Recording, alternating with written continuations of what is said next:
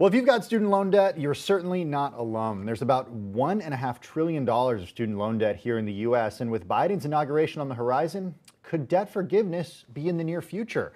Joining me now from Washington is Bloomberg News economics editor Ben Holland. Ben, great to have you on Quick Take today. You just published an article for Bloomberg Business Week on this that reminds people that Biden ran on a promise to forgive at least $10,000 in student loan debt per borrower. How does that equation change now that Democrats control Congress? Well, there are certainly people in his party who would like him to forgive a lot more than $10,000 of the debt. And there are also people who'd like him who say that he shouldn't wait around to draft legislation in Congress and negotiate with every senator, but should just go ahead and do it by an executive order right at the start of his administration. But Biden has kind of signaled that he doesn't really want to do that. He doesn't want to use the executive power to forgive debt. So I think it's more likely that what we'll see is legislation making its way through Congress, and probably not until they've dealt with immediate things like the pandemic stimulus. Yeah, look, that certainly makes sense. The most pressing issue, obviously, right now is the pandemic that yesterday in the U.S. killed more than 4,000 people.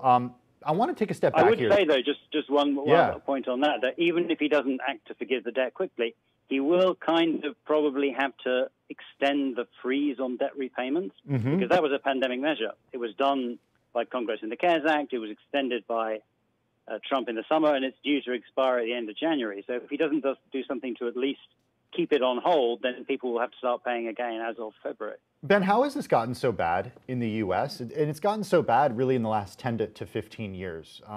Why is this such an issue for millennials?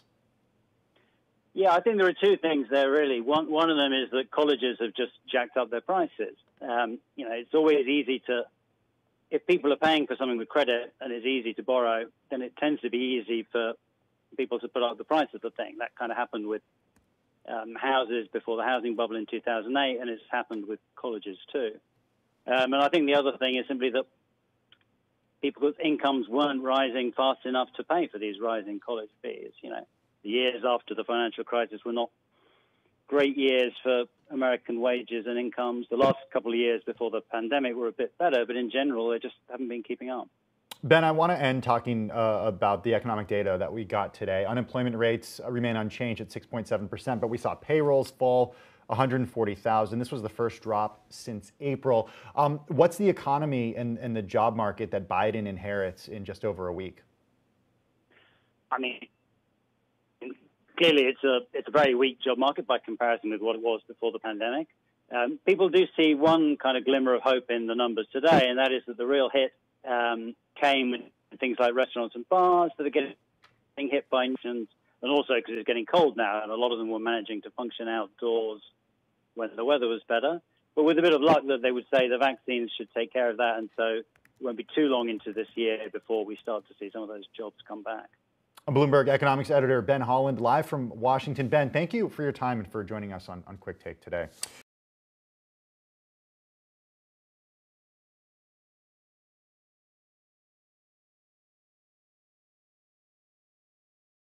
The biggest stories the moment they happen from around the globe. Subscribe to Bloomberg Quick Take now for insight in an instant.